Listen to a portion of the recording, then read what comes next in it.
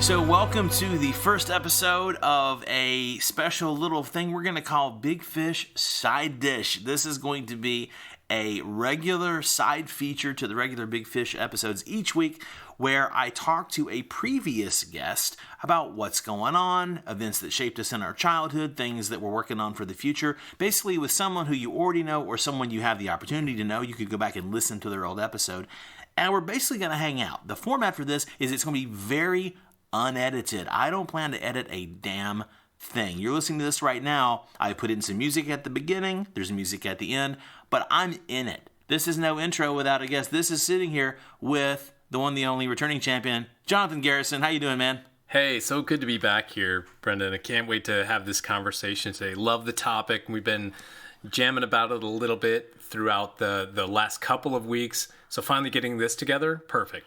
And this is so funny because people who listen to Jonathan's episode of my regular show, you know, have heard this diverse background of his with business and stuff. But at the end of it, you really geek out on music.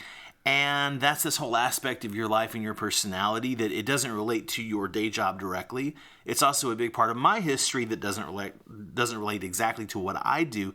But we've really bonded on this, and we have a lot of different experiences, but we really overlap in this one area of music. And what is that area, Jonathan? That area is punk rock and hardcore. Those can be one and the same. They tend to diverge a little bit, but they have so much of similar elements. We'll just call it punk rock today. Very nice. And I want this to be mostly kind of guest-driven. Jonathan's got him some notes, but what's funny, we've been talking about this an hour before we actually finally hit record because we're really into this conversation. Let's get started. When did you first discover, this kind of music? When did it first sort of get on your radar, and what was that kind of initial spark that it lit? Well, it's funny, like music in general, when I think back of, it was a family experience when I was a kid. We had one record player, two big box speakers. Like in the center of the room, and it's a piece of furniture. It's like a nice piece of, like a cabinet, like a console kind of thing? We were probably not that well off. I think one of our relatives had something like that, which is so funny because that brings back like one of the great music memories of my life. There was that big piece of furniture in my aunt's house, and I think it belonged to my great-grandmother. And you'd flip up the top, and inside was a record player. You're like, oh, this is amazing. This is like huge thing. And it had these giant speakers built into the sides of it. And I still remember as a really young kid going over and, visits to great-grandma's house are not the most fun, like, Sunday afternoon that you're going to spend as a kid. But we had a cousin that was living in that same neighborhood. This, at that time, was Utah. So my family had moved from California, Boston, New York, Raleigh, Salt Lake City area. We're there for a number of years in elementary school. My cousin walks in and he's like, have you guys heard this? And he holds up a 7-inch record. And it's got the little like plastic disc insert in the middle of it so it could fit on the the regular sort of needle or the spin, on whatever the platter, that thing was, the spindle for the spindle. That holds the full-size album. Yeah. He drops this on and this sound comes through the sound system. This is probably like a real precursor to what kind of started to open up my music world from my parents. Very typical, like Bob Dylan collection, the Carpenters. Every Sunday at the house was like, get to listen to music around. I listened to the Hobbit soundtrack, that Rankin Bass animated Hobbit movie for over and over. I could repeat, I think, the entire record. And this is like 30 years before the movie way was back made, before people the movie are familiar was made. with. Yeah. It's all that like Glenn Yarborough. Yeah, Jonathan is not 22. All that like Glenn Yarborough kind of like music and stuff like that. So really mellow stuff. I was Barry Manilow, Neil Diamond. My cousin walks in and drops this record on. He's like, "You guys heard this?" And we, like, my brother and I in the room at the time said, "No, let's put it on." Always open to experiment. It was Another One Bites the Dust by Queen. Awesome. As soon as it ends, we're sitting there like wide-eyed, and the only appropriate response is, we got to play that again. Like, yeah. And I think 3-4 times later, we're like, amazing. Like, just go home, mind's blown. The family had a record player, our family, a much smaller record player, just set on the like hearth with these two big box speakers beside it. And we had like the family record collection, and so it was always a competition. Who was going to get to select what was going to go on? I still remember to this day asking my brother at one time we were on a trip up to Park City, Utah. What is rock and roll? Just like explain to me. I hear it, it sounds awesome. Everything about it seems cool, but I'm not really quite sure what it is. He's like, well, you know, Neil Diamond, right? And I said, yeah, of course I know Neil Diamond. We listen to like, you know, Forever in Blue Jeans and that kind of stuff all the time. He's like, that's rock and roll. Wow. Terrible advice from my brother. Like, I still love Neil Diamond. I still love my brother. Still love rock and roll. But he was a little off. You had to grade that one on a curve. Yeah. We were kids. Like, we were really young at that point. So the introductory kind of moment to punk rock comes, a couple of years later. I'm probably 11 years old. And skateboarding is just starting to become a thing, which is that's kind of an interesting part of the whole punk rock hardcore culture, is that the crossover with things like comic books and skateboarding is like no other music genre has that. Like if you found skateboarders in any portion of the country, in any corner of the country, they were going to have exposure to punk rock music eventually. This is on the very, very early stages. Like I saved up money for 2 months mowing lawns, babysitting, whatever I could do to save a buck or two to buy a deck. And I had a deck. I didn't have trucks. I didn't have wheels. I had grip tape and a deck. And it was the very first Tony Hawk model from Pal Peralta Skateboards. And, you know, getting into that kind of circle at about 11, I had a really good friend say, look, I'm going to make you a tape because a friend of mine just made me a tape. You got to hear this stuff. And I still remember it. Some Saturday morning, you know, done with chores, done with schoolwork, whatever, and we had a tape recorder. And the tape recorder had a side plug. You could plug in a set of headphones, these giant headphones. Yeah. With a huge jack on it, right? Mm-hmm. Like, plug into the side of the tape recorder, which is one of those little, like, really primitive, like, tape recorders. Bad audio, everything. It was a recording of The Great Rock and Roll Swindle, the soundtrack to the Sex Pistols movie, which is Anarchy in the UK. Sure. It's, it's all the classics of those guys. It's all the Nevermind the Bollocks stuff, plus a bunch of other weird and interesting kind of insertions in there. Unbelievable. Like, again, one of those, like the Queen moment. I had to listen to this again and again. I still have the cassette tape somewhere. It's worn out so completely, and it was taped over some, like, some commercial tape that was like selling products of some kind. And back at that time, you could tape over the two little open entry slots over the erasure tab. The erasure tab thing. Yeah. You tape over that, and then you could like record over this cassette tape. So a lot of them weren't even really like legitimate. Go to the market and go to the store and buy like BASF or buy something like like commercial blank tapes to make a fancy one. Like having a bunch of commercial blank tapes is like a big deal. It totally was, man. You get this high quality, get the Maxell metal tapes, get the high quality ones. Maxell with the guy sitting in the chair with the sound, the sound's blowing his hair back. Yeah, like that was the good stuff. We often had the real, like, it was cut many times, to like get over, like, record it. You still heard the over bleed through like from the previous thing you were into could, underneath, perhaps, and maybe a bleed through something. And I still have a couple of those tapes around, but then I made friends with a few guys who were a little bit older in the neighborhood, and I remember one kid dropped by and said, man, if you're into this music at all, I gotta just like clue you in a little bit, which is one of our topics, I think, today. Yeah. This is a kind of music that sort of requires, like, it's an initiation.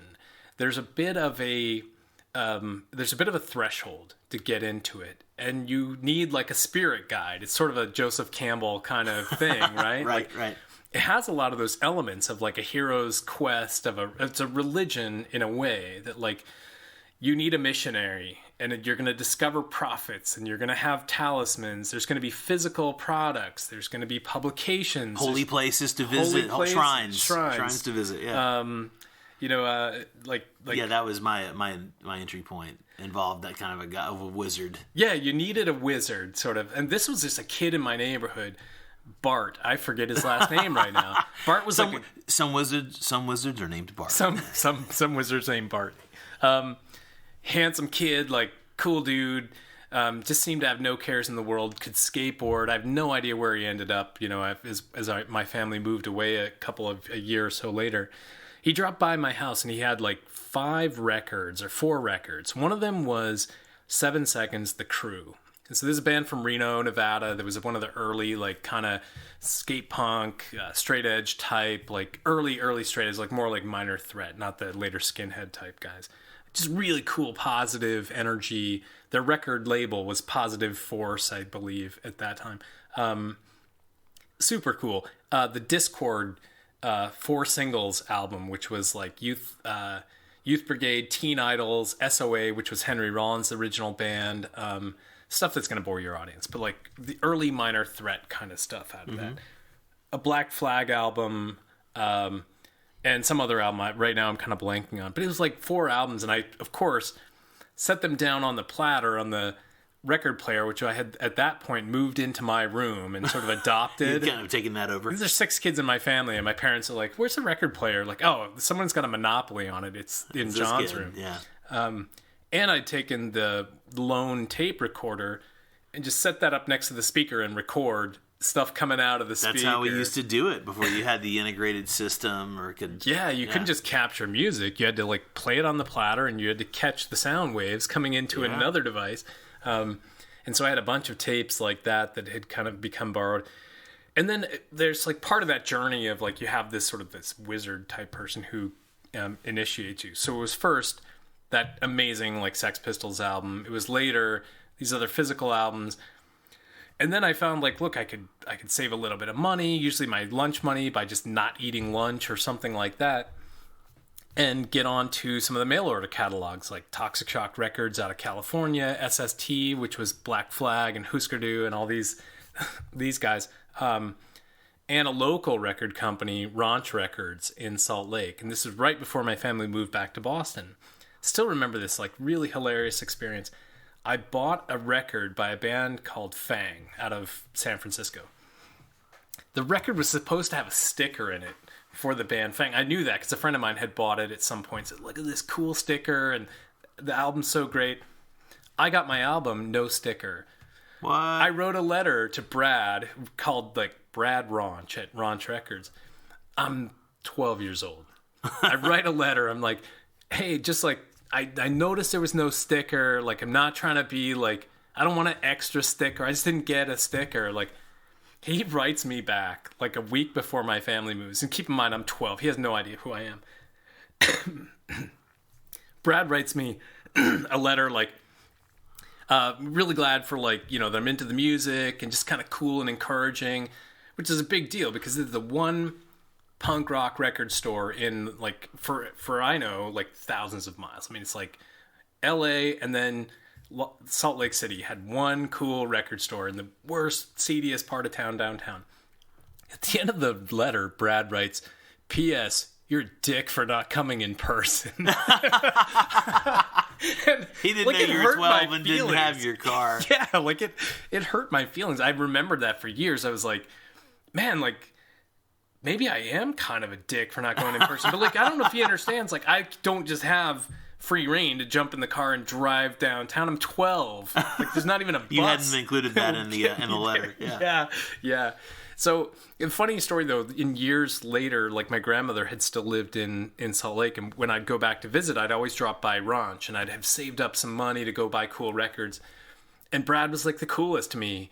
Always. And you told him that story probably. I told him. Point, I think right? Brad had memory issues from. Well, some I wouldn't of his expect lifestyle. him to remember it exactly, but you told him that story. Yeah, and he somehow. was super cool. And I would go browse the store, and Brad would always be like, "Hey, this is something new that you probably haven't heard yet. Just came out." And so he would tape it for me. Oh, nice. And so I'd buy like 4 or 5 records or something, spend like the wad of, you know, $3 $20 bills I had in my empty your pocket in his place, and then he'd hook you up with a bootleg cassette. Yeah, and I mean, there's no way he was like making money in that place. But like, I bought a skateboard deck. I'm not judging Brad. I'm thinking Brad's cool. Dude, Brad was the coolest, and he would always be like, "Here's this. If this is like." Actually, I remember the first thing he'd recorded for me at one point was "Suffer" by Bad Religion, which had just come out. Which is a really important album because I know that's a big band for you too. Yeah, and that was an album that kind of like revitalized the Southern California punk rock scene, which had gone through this great period and then just seemed like it was dying. And then they hit that record, and that was awesome. I mean, that was like then No Control, then Against the Grain, and just amazing trajectory of awesome music from Bad Religion. And then he taped a bunch of local music, like, and nice. I knew the local Maim for Life, Massacre guys, LDS, but this band called There was a band called LDS? Yeah, there was a band What called did that stand LDS. for in their... I think it was just L.D.S. They hadn't thought it through that. They didn't have like a jacked up acronym for it because this was Mormon country. They'll be upset if I don't remember it, but That's okay. I don't remember That's it. okay. That's why we have the internet. Actually, I think and the Massacre guys were like a couple of the brothers who eventually went over and played in The Descendants with Milo. Oh, no kidding. Okay. And so, yeah, there was a little bit of that kind of connection. There's always that funny, there's so many personal elements and stories to being in this punk rock scene. And as I flash back to like any connection to that Salt Lake City time, is this one story I'd related to a moment ago. Like my brother and I went back to Salt Lake a few years later, and this is like one of those things that getting into the punk rock scene sort of does. It becomes a part of your life. Like so many of your decisions, where you're going, what you're working on, what you're going to be doing, revolve around like how does my music fit into all this? It's just so weird. There's almost like, if you're a fan of rock and roll, it's probably not like the thing you're thinking about all the time. If you're a country music I was more of a rock guy than we haven't got to me yet, but yeah, go ahead. I hear you. But if you're like a country music fan, you may not be like, hey, where am I going to be this weekend? What's going on in the scene? Exactly. But you do that in the punk rock world. I got to Salt Lake to visit my grandmother one year. Yeah, punk's like the driver in your life if you're into it like that at that crucial point. Yeah, it's like an organizing principle of your life. Exactly, and if you're really into it, there's no avoiding that. That's a part of the experience. It's part of why you get out of bed, and part of why you tolerate the things you tolerate is so you can get to that show or go get that record. Yeah. Or hang out with your friends to listen to that. You dress it, you eat, drink, breathe it. It's a funny phenomenon. Your other friends that aren't into it, that's not their life. Exactly. Like that. We went back to Salt Lake City, and the first thing I look up is like, who's playing this weekend? Where are they going to be playing? Oh, some government issue from Washington, D.C. is playing at the state fair. My brother and I head out there, and we run into one of our like childhood friends who we all gotten into this music together with, listening to the Adolescents, Minor Threat, the Sex Pistols, the Discharge, the Exploited, so on and so on.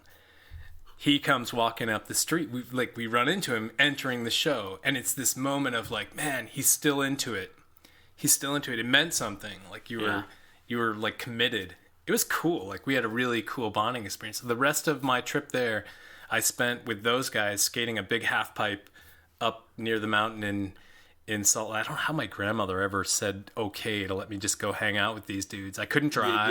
Was she familiar with what was up? I mean, did you? Not really. No, she just kind of figured these are other kids from the neighborhood. That's fine. You want to go hang out with them.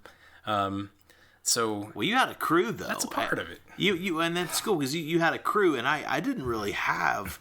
I mean, part of it's just my Our crew was like 3 guys when I was a kid, and then my brother and like a few others got in. We were probably 10 strong at one point. Well, that's like practically a gang compared to. I mean, I'm only child. I went to more high schools. I was in 10 different schools between 1st and 12th grade, and about I think it was like 8 cities, and so never had the same group of people. And we were talking before we talked previously.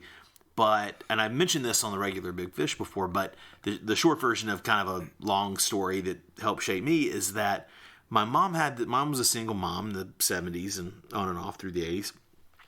And she had this boyfriend who was awesome. He was a writer. He was a journalist writer. And he was from the same small town in Alabama where she was from and where my grandparents lived. And that became like the touchstone for me. We ended up moving back to this small town. She ended up meeting like probably the coolest guy in the whole place who would come back to visit he would come back from the big city wherever he lived, Atlanta or New York.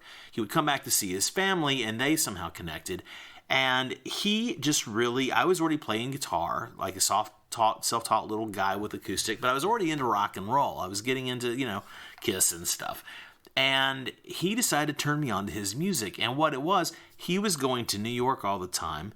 And he also had his best friend in New York who published what is the legendary punk rock, it's a magazine called Punk. It started as a zine, it became a legit magazine, but it was still like a tabloid-style magazine that chronicled this scene. And this friend of his, I'd have to do some work and look it up, but his friend was the publisher of this thing, always going to Europe, and he would buy multiples of everything that was coming out. And I guarantee you, I've done this whole list with friends before, I must have been the first kid in the entire United States to have ever heard the Sex Pistols. It was like 1977, 78 was when my mom was seeing this guy. He brought me back God Save the Queen as a promotional 12-inch single on Sex Pistols records before they had their proper deal. And he was bringing me, over the time, the records I had. The first records from The Damned, The Dead Boys, The Clash, Susie Sue, The Dictators, on and on and on and on and on. I had all this stuff. And so I went from like Jimmy and Christy McNichol and Leif Garrett to the Dead Boys and The Clash. And it was like, what the hell happened? Melted my brain, man. And later discovered Zeppelin within a couple of years. And Van Halen 1 came out. Obviously not punk, but rock. Yeah, amazing. But extraordinary, like just magical touchstone records. You know, if you had to pick like 10 Desert Island records, for a lot of people, there'd be a Zeppelin record on it, and it might be that first Van Halen album, depending on where your tastes are. And I had my few musician friends who we would trade records, but still no one. It was years. I was in college before people were listening to the punk I'd been listening to. Yeah. I went through all through middle school, high school. It was like college, and people were into this stuff. Investor. If you were an investor, you'd be like, I think this is going to take off. I'm buying now. And I had all these records, and I kept them for several years. And there was one time, probably the last summer that I went to Boy Scout camp, I was staying at my grandmother's house, and I had put all those records in a special stack. I thought I hid them well in the back of the closet, knowing I was going to be gone for a couple of weeks to Boy Scout camp and that she'd be snooping around my stuff, along with the punk magazines. And I came back, and that shit was gone.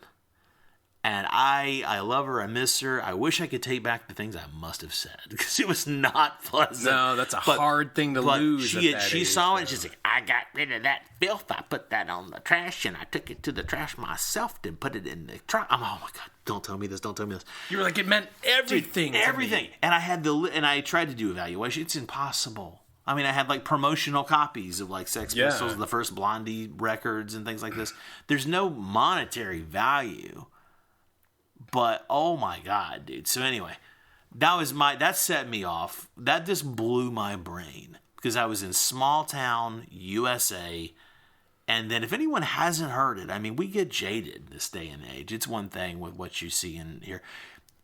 Actually look up God Save the Queen by the Sex Pistols. Get a good set of headphones or earbuds, plug them in, turn it up pretty loud, then hit play. And imagine a world before the internet, if you can. Imagine a world where people didn't know about other countries and cultures like we do. Imagine this. Imagine a world where the music, like you're saying, your brother, rock and roll's Neil Diamond and the Carpenters. That's the background. And then you hear Johnny fucking Rotten. This was the only chance you had to hear Johnny Rotten's voice, was on that vinyl album. It was insane. Yeah, it's never going to go on the radio. It's never going to go. Eventually edited versions of things got played. Where you lived, did they have college radio that played any of this stuff? Yeah, there weren't any colleges within a useful distance of that city, unfortunately.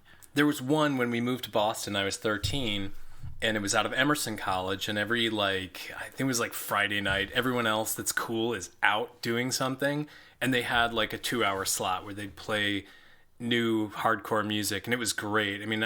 That was the funny thing, as you were on this kind of island in your small town. Yeah. I had a group of friends that were living in South Salt Lake City when I was just getting into this, and that's kind of the greater Los Angeles cultural sphere of influence. A lot of really young people, really cool developing scenes. So new wave was very cool. New punk rock acts and things like that were totally, I had my group of friends.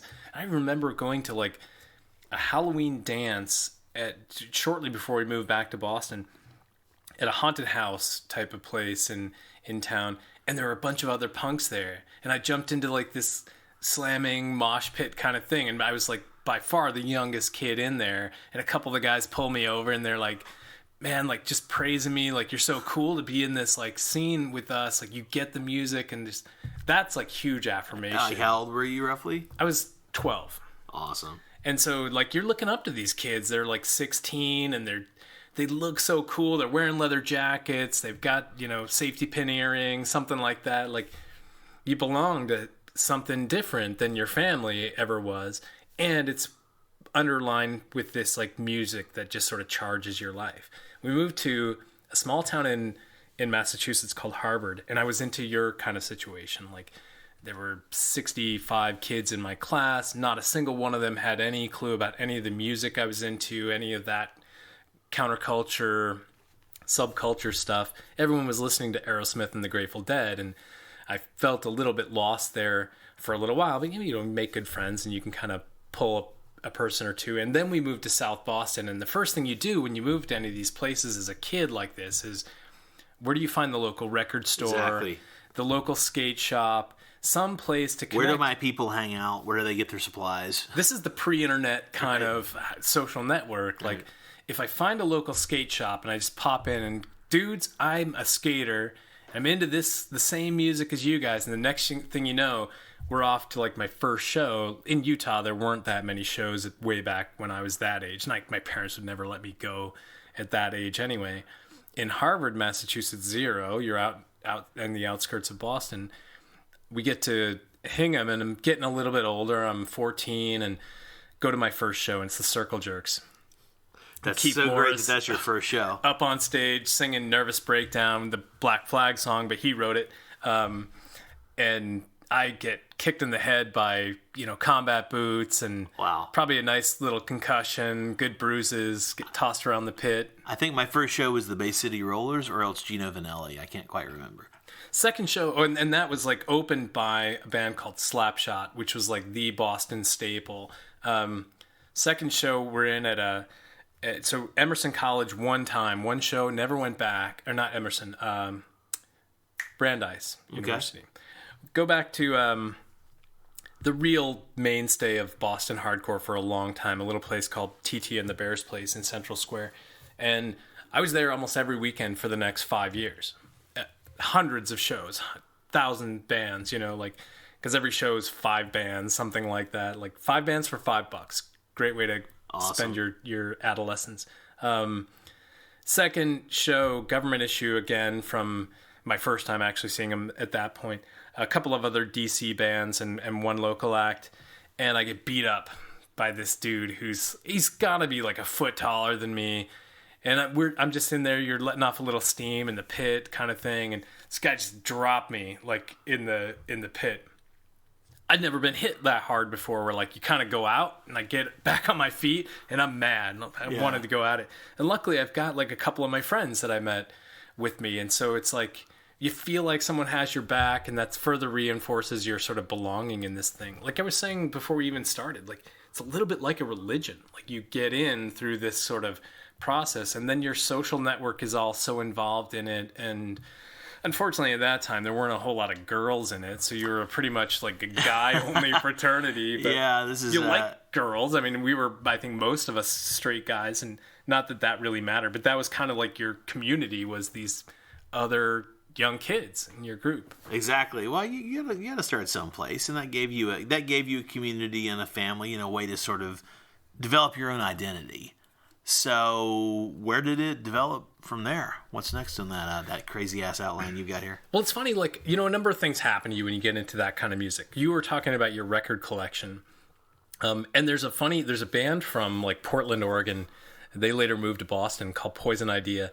And they had an album called "Record Collectors Are Pretentious Assholes," which is hilarious for like a hardcore, you know, punk rock kid, because everyone's a record collector. Exactly, because you have to be if you want to hear anything. Yeah, there's no other way to do it. It's not on the radio. Yeah, there's no other way to do it. And like there really is almost no divide. There's not like these guys are into cassette tapes or something, you know, and these guys are into vinyl. Everyone's into vinyl. Vinyl's where the medium is. You put something on tape because you're going to go drive an hour to a skate spot and there's only a tape player in the car. Right. Like, and so that's the only reason you have that kind of thing. You tape over it 1,000,000 times with whatever the recent album and is. you had like a boombox or something to play it when you get there, maybe. Probably. While you're skating. Yeah, probably. So the cassette is important to be able to carry it with you. But your collection's important, and like I would have friends, and I would drop by a friend's house and go through. I had this one good friend of mine, Dexter. We called him Dexter. His name was Brian Bowen. Dexter had this great record collection, early Ramones and like esoteric stuff all over the place, like really far out European bands and new sounds and new sort of channels and branches of the whole genre. He was into everything. Like, but you pick out something really cool, Flipper from San Francisco. It's a Dead Kennedys album that you hadn't heard in, it seemed like an age at that time. You hadn't heard it for 3 years. Like, I haven't heard this in 1,000,000 years. Like, at that time, a few years' time was like a really big progression in the music. 82 was like a real hardcore. Well, also you're a kid and you're growing up, and those gaps are massive. Those gaps are huge. Yeah. You were mentioning like late 70s, and by like 1984, which was like another major resurgence, especially in New York hardcore, that seemed like 1,000,000 years from 1978. It was 6 years. Yeah, like that's true, but it basically wasn't. And I, rotating ourselves, but I mean, I specifically remember. I mean, the difference between 78 and 84 was, for me, that was the difference between the end of grade school and the middle of high school. So the difference of that as a kid, it's like you're in or going through puberty, and so you're dealing with like growing up, like real growing up stuff. You're starting to get a handle on what's it going to be like when you're actually grown up and you're not a kid. You're trying to form your identity. All these things are even becoming more of an issue for you. And it's so interesting that like so many of those bands were kind of fermenting right at that time that you were like getting your music in rural Alabama. These guys were just starting. Bad Religion, Social Distortion, head across to the UK, or even like go to DC, another huge scene. Bad Brains, Minor Threat, the beginnings of sort of like Henry and Black Flag becoming a big California influence. North of LA. LA always being an interesting scene, but Boston, Boston's really like super great hardcore scene. Not every place in the country has one. Like, I always grew up thinking, like, what's going on in Chicago? Well, why do you think Boston was such a big deal? Was it because of relative proximity to, like, say, New York, New Jersey, as well as, like, D.C.? Because D.C. was known for all these hardcore bands. I always felt like New York was a little bit more of a competitive kind of relationship. Like, who's tougher? Who's harder? Yeah. Like, who's got the... Like, who's out there? With right. But bands want to play, so they're going to play all the places within an area that they can. So do you think, was there a lot of crossover? Which is interesting, because I think you go D.C., New York, Providence, and Boston. And Providence had a really cool scene. Verbal Assault, the Rocket, the Living Room. Like, again, we're getting into... These are locations, some of them. Like, you had to go to these places if you grew up in these spots. Like, if you... visit New York, CBGB's kind of like the place. Everybody kind of knows that, but the other places had their shrines as well. Boston had the Channel. Boston was the one big venue. I saw probably like the greatest show in terms of like blowing my mind ever, which was surprising. We'll get into like some of how these different like types of music kind of interact. But Slayer's South of Heaven tour, like, just completely blew my mind how powerful this like 4-man unit on stage was. Like 1,000 to like 1,200 people in the audience. Most of the other venues were like 200 small. The Rat, the TT's, Bunratty's, Green Street Station, these kind of places. I think I'd seen Henry Rollins play with like 25 people in the audience. Wow. But I remember around that time going to one of the other sort of iconic places you had to visit, which was Newbury Comics. So you had your sacred locations were not only the venues you go see the bands, they were the places you go buy your records. They were the a couple of those kind of things. And even the record producers places. Like, you had to go visit Some Records, or you had to go visit Tang in Boston, which was not only like a publisher, but also had, like, Curtis had his own, like, master collection of everything, that had ever been published that was cool. Those kinds of spots. But, like, going to... some of those locations like Newbury Comics, that's where you go find what had just come out that was really cool, or Second Coming Records in Boston. One time I'm there with like the guitar player in my band. We had a hardcore band in high school. I was the lead singer, lyricist, wrote all the lyrics. Sat down with him, we'd work out all the music, and he'd do just whatever great creative stuff he did on lead guitar. We look over, and I'm like, dude, that's Henry. In Newbury Comics, I'm like, there's no mistaking the Black Flag bars tattooed on the back of his neck, the Misfits tattoo from Wolf's Blood on his like forearm or his upper arm.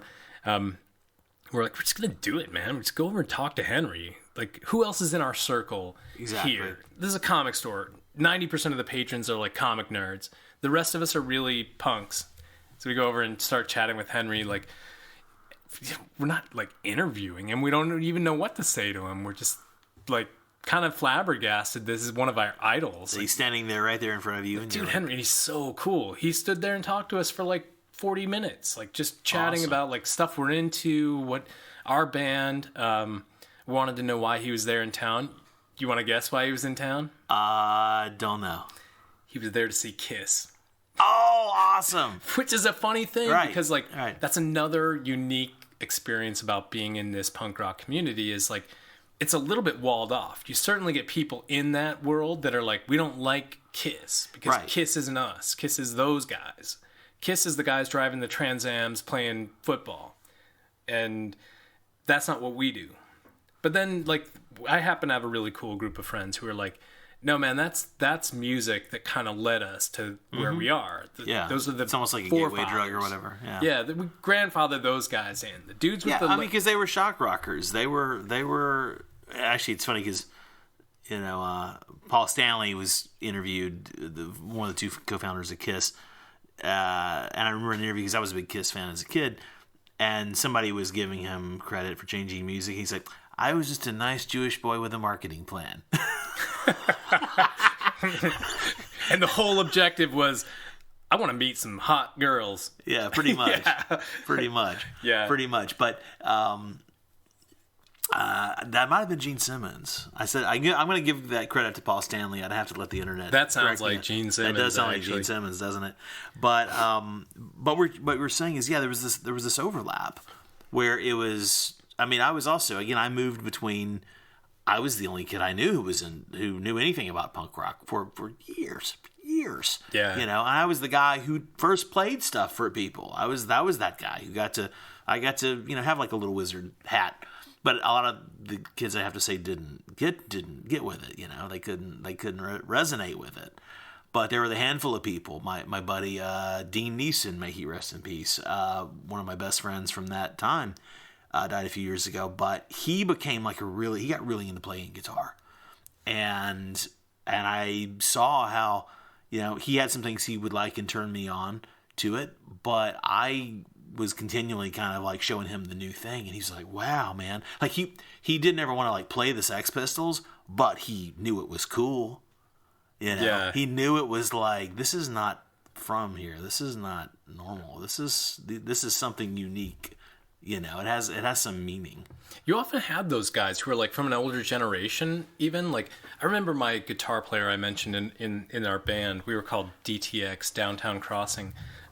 We played a bunch of shows there in Boston locally, and we probably our most fun and satisfaction we got out of the whole thing was just getting together to jam and play and be like, let's try to do this Misfits song. Let's try to do this, like, what's coming out of Dag Nasty out of DC or something like that. We just had a lot of fun, like, hanging out.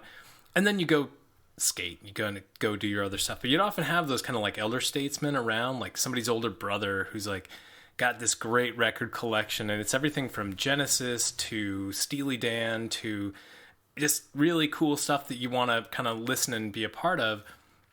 And then occasionally there are those bands that I think were like you could really relate to in the punk rock world, because I mentioned like kind of that iconography is a part of the experience in a way. So many of these bands have the symbols like DK, Dead Kennedys, that symbol. Everybody knows what that is. The 4 bars, Black Flag.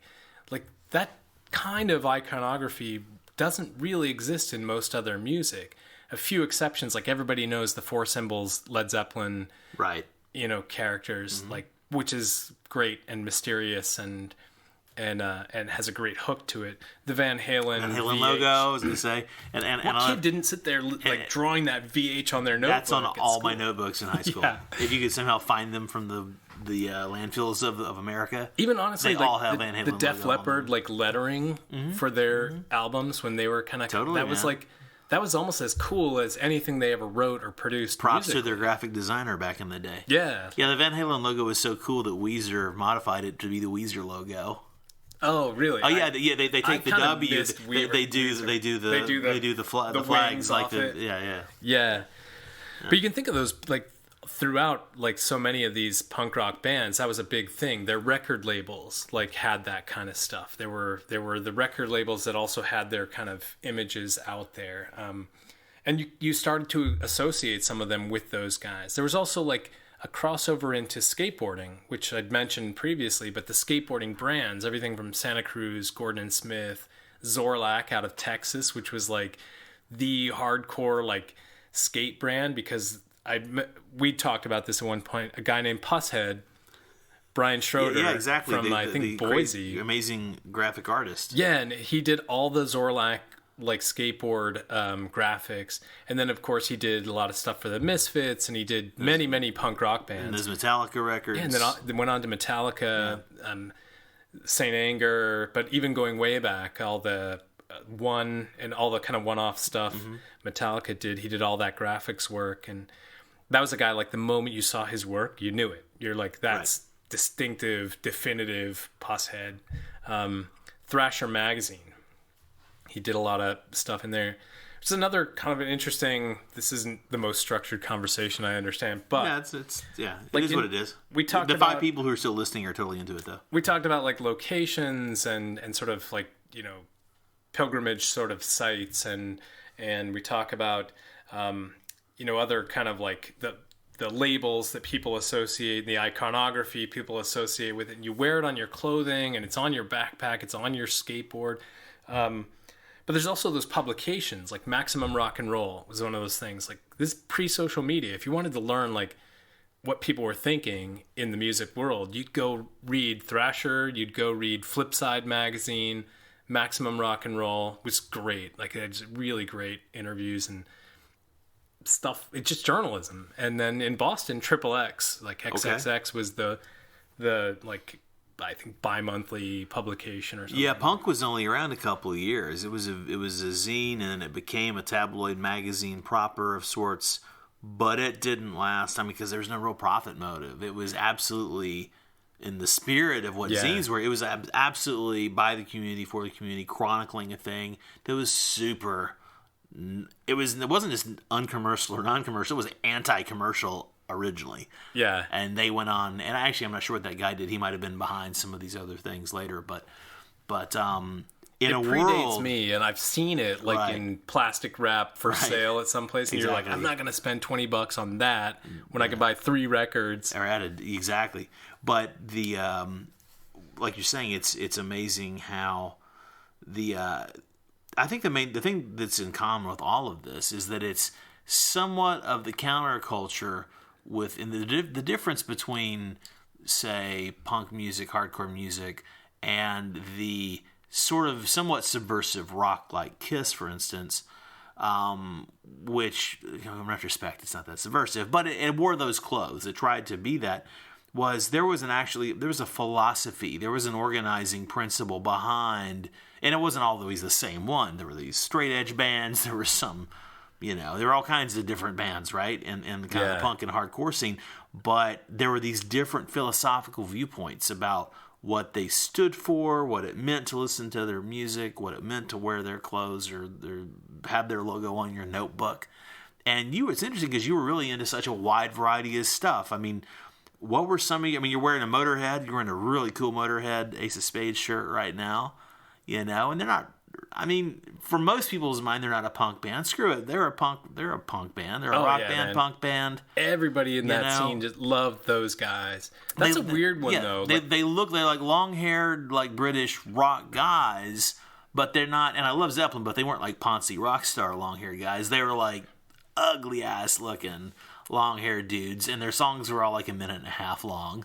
Yeah, pretty much. They were all like it was straight up punk rock. They weren't These glamour. guys who didn't look like they were playing the motorcycle bar. Yeah, right. They look like motorcycle guys. Yeah, yeah, man. There's that's a funny relationship between like metal and punk, and I'd experienced that a number of times as like a pretty young person, and the demographics so different. Like I saw Overkill and Nuclear Assault play one Sunday, a rare Sunday. My parents very religious, so like getting out to a Sunday show, I had to have some other excuse that I was doing something.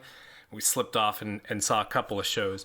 Going to that show, man, that audience was so much older than I was. I was 15, like I wasn't driving. These were like people in their mid-30s in leather and bristles and studs and motorbikes, and it was a rougher biker crowd. Yeah.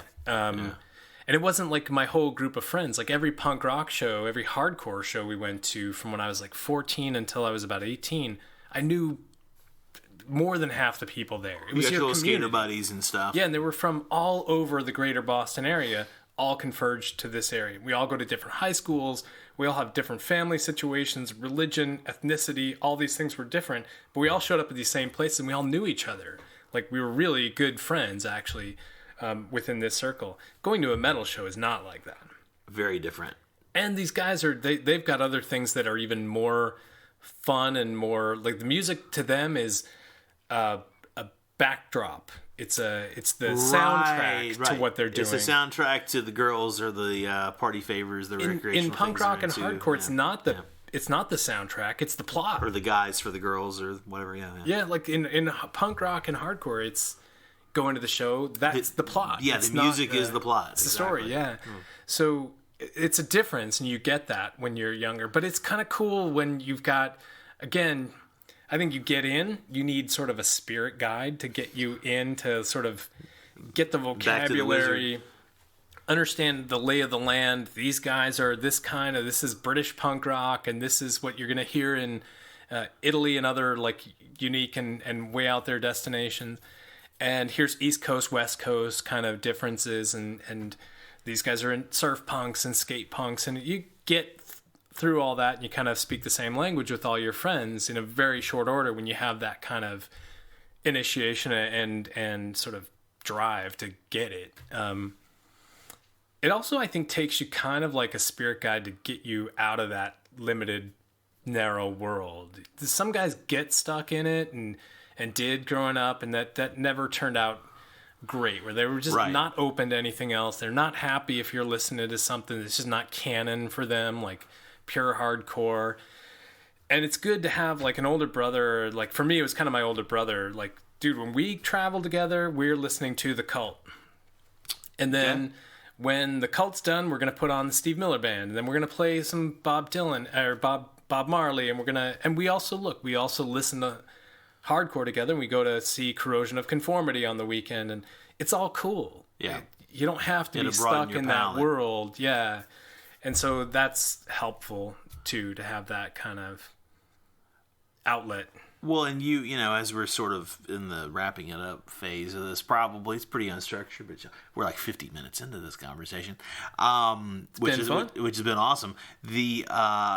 It's interesting because, you know, people can check out your previous episode with the interview of yours to get to the long version of your story, but you mentioned broadening the palette, and it's like, you know, here we are, and you're grown up who's had quite a different career, you know, internationally, but especially with a heavy China focus, unrelated on the surface at all to punk rock. The question is, how does that, I mean, you have this passion for this, and people listening, I mean, we talk about this stuff all the time. we'll get in these runs where JG here we'll get on a chat thread and it'll just be like 3 hours back and forth of music stuff, and this is still like some deep prime mover for you. How do you relate to it today? Like who you are today? How did it make you who you are today? I guess that's the question. I think it's like it sort of fits my DNA. Like it's a boundary pushing kind of medium.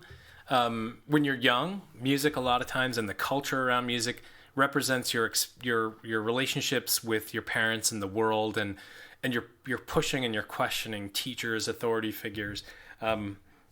We talked about Kiss really briefly. I think probably the first experience I had of like kind of pushing up against that boundary with my parents was I was doing something in Raleigh, North Carolina. I was 7 years old, hanging out with kids in the neighborhood, and I had made some kind of trade with something I'd found in the woods. It's probably something worthless, for a Rock and Roll Over poster. If you know the Rock and Roll Over album. I had it. Yeah, I had it. Put it on my wall. Classic Kiss record. It lasted one day. Before my mom came down. It's like, nope, not doing the Kiss poster in the wall. Son. You want to do Star Wars, which just came out? That's fine. It's pretty cool, too. That kind of thing. So I lost the Kiss battle. And then when we moved to Boston, again, a poster-related story, I had wanted to bring a little bit of something with me to put up in my new room, wherever we're going to go, just kind of claim your space, which was a poster of the Iron Maiden Killers album cover. Wow. Which is not really 13-year-old age appropriate. It's pretty graphic. The graphics are pretty graphic. Bloody axe. The killer monster with the bloody axe. My mom's like, that will never go on that wall in a house that we live in. You're not putting like thumbtacks on my wallpaper for that. Yeah, so I lost that battle, and eventually things kind of loosened up. So there's a little bit of that. In terms of it being part of like kind of the DNA. I don't listen to as much of the music anymore as I did occasionally. Some of it. You send me some random shit that you find on the QQ Music for non-China people. The basically one of the big music services. It's sort of like the Apple Music deal, And Jonathan finds the most random stuff that I didn't even know you could find it at all. No, I mean somebody has uploaded it. It's out there. Somebody's uploaded. There's some hardcore punkers here who have uploaded some just like a lot of canonical stuff, crazy library somewhere. Yeah. So kind of wrapping up in shows, I want to hear your story about like maybe one of the most memorable or even comical live shows you'd seen that are sort of relevant to this genre. I mean, you put me on the spot there. Wow. I would say that this one comes to mind. So, the best story I have from that world was actually okay. So most everybody had. I also had like a semi-professional music career. I've covered this in other interviews and stuff. But my college band, predating that, was just like most people's college band. It was a good effort, and we've had our moments. But there was a rehearsal complex. This is in Athens, Georgia, and REM had not signed to Warner Brothers. I kind of was acquainted with specifically a few of those guys, and had a lot of friends in their camp, in their world, so kind of knew those guys a little bit. It was a thing where everybody has passing familiarity. If you're at all sort of really into music or the art scene, you kind of know each other because it's a small town. But there was this one place where everybody had rehearsal rooms. Not them. The REM did have an office and they had their own rehearsal studio. But there was this place that was basically like the public storage of today. Only it was like a little one-off mom and pop kind of joint. And so all these bands, and from like new wavy bands, metal bands, you name it, kind of acoustic, like lesbians with acoustics, like every kind of band had their little rehearsal space. And my band was a pretty loud rock band, and we had a lot of original music, but the kind of music we were playing, there was a band called Voivod. We played, and they had one song that kind of broke through. That was a hit, but we did our best to play Rush, and we played, all kinds of kind of rock and roll. So we're a pretty loud band. Me and another guitar player, loud drummer, loud bass player. And the band Husker Du had broken up. Not that long ago. I'd have to look this up, but maybe a year and a half, 2 years earlier. And the word around town, I mean, the word had been in the music world, what is Bob Mould going to do? Like the prime mover behind Husker Du. Genius. What is Bob Mould going to do next? And everybody knew he was working on something in Athens, because he was around, and again, it's a small world, and he was working, and there is a guy named David Barbie, who's become he's like a super respected musician, producer now. At the time, he was working as an engineer. There was the one really fancy professional studio, John Keane Studios, and David Barbie trained and worked as an engineer. John kind of helped mentor him. Anyway, David Barbie, fantastic bass player. He had been in some awesome bands that were really punk bands, rock bands, had all this cred and love behind him. He was a leader. He was the bass player, but he was a big band leader guy. Yeah. Anyway, word was that Mold was around, working to put together a band, and word on the street was that he was working with David Barbie and then the other guy, who, sorry dude, I don't remember your name. But anyway, so we're in our rehearsal studio, and we were just finishing some song. And it's the kind of thing where you let the chords ring out, and it lingers for that moment, right? And the cymbals are still in your and there's marrow. that moment, and we're kind of letting that moment hold. And then I heard this show's gonna have an explicit rating, the loudest fucking guitar I've ever. It just about took the hair off my head. The searing, blasting, angry, big giant chords, big open, just slashing chords, but just so fucking loud. And I'm like, that sounds, dude, that's Bob Mould. Different, yeah. and we walked out, and it wasn't adjacent. The one between us was empty. 2 doors over was where Sugar was wood shopping. Yeah. Which was the band that Bob Mould put together after Husker Du. I just read his biography, his autobiography a while ago. He's an amazing guy. I love to read that, but we heard what had to, because we rehearsed almost every night. Yeah. This had to be maybe, they might have caught one when we weren't around, but must have been their first, his first chords blasting, just cranking, just getting shit set up, right? Yeah. And oh my, and the little courtyard was night. Everybody came out in the courtyard, and their doors closed, right? But that was David's rehearsal. But that was his place. That was David Barbie's place for his old band. And we're and that's where they were. That's where they were set up in there. And so we heard them, and it was crazy. It was awesome. And we just sat there. We're just going to listen. That's a great experience. But I was going outside, and so we hearing that, and when they finally took a break and came out to get smokes or go to the bathroom or whatever, everybody was ooh, this whole parking lot full of people. It's what's up? And David knew most everybody there, and Bob's relatively shy guy. Yeah, he's pretty low. So he kind of kept to himself, and a few people, I didn't bum rush him, but a few people kind of went up to him. He knew a few people there, so a few people went and talked to him, kind of walled him off. But he probably doesn't want you to come give him a big hug, pick him up. Not his vibe. But but he was basically, he based in and out of Athens for a couple of years, because that's where Sugar. That's cool. Because David and the other guy were both Athens guys.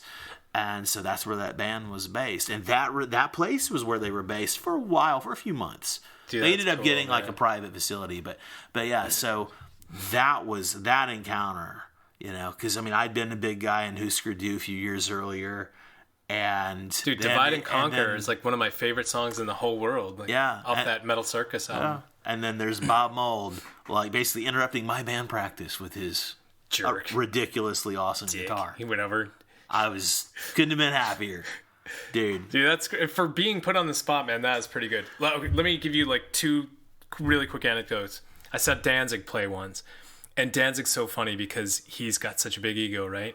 The opening act is done. Opening act was maybe the best show I've ever seen. Gangrene from Boston. Yeah, all right on. Gangrene was phenomenal. Those guys had some great records. Maybe the single greatest performance ever. The audience is so drenched from the energy of that show. They're a Boston band, right? They hadn't played for 3 years, which is an eternity at that age, before they popped up. I remember those guys Danzig really fondly, yeah. Really great. Chris Doherty was from Hingham, my hometown. Danzig's ready to come out on stage, so of course they drop the lights. I'm sure he's choreographed this whole thing. The band's going to sneak out on the stage, and then when it's ready to go live, a single spotlight's going to open up, and Danzig's going to be front and center doing Mother, Yeah. He goes through all those theatrics, which is there's a little suspension of disbelief in punk rock where you're like, I'm going to let these guys have their moment to build up this like kind of drama. Yeah. But the Misfits Danzig thing was always a little bit uncomfortable, where it's like, it's a little bit staged for this DIY kind of youth movement. The spotlight pops on, and one of the roadies for Slapshot is near the back, and he sticks his hand up into the spotlight doing the classic shadow puppet barking dog in the spotlight, and it's this giant barking dog hand puppet on Danzig's bare chest. Like, just completely kills the gravitas of like the stage entrance. Like, and the whole audience is just like, "Welcome to Boston, motherfucker!" Like, yeah. Another more personal. That's great. Bad Religion played Boston in 1987. The Suffer Tour. I was 15, and first time I'd seen them, I was a huge fan from like their original album, which seemed like forever before that, but like 5 years before. I was talking to Greg Graffin before the show because I was like one of the few guys that kind of knew their music. They were first East Coast tour ever, and I'm like, just, man, we'd love to play with you guys. Just love to after the show, let's like catch up. And he's so nice and generous, and yeah, come talk with me and Brett and whatever. I'm kind of right up front and center in this small club during their set. And at one point, they're playing The Voice of God is Government off their How Could Hell Be Any Worse album, their their first full-length LP. He reaches down and grabs my hand and pulls me up on stage and just gives me the mic. The one major regret and challenge I have of this, I know like every song of theirs except for the lyrics to The Voice of God is Government. So it's like so noisy in there, I just kind of wing it till I get to the chorus. I know the chorus. I don't know the rest of it. So it could have been so great. Yeah, I was this close to like stardom. If it had been one that you had known by heart, you could have foot on the monitor. Yeah, man. But like through all those years of going to shows and the camaraderie and all the great other interesting experiences, including like for some reason thinking when I was 17 that it was a brilliant idea to take a date to the Seasons in the Abyss tour, Slayer and Pantera, and I got punched right in the face in the pit.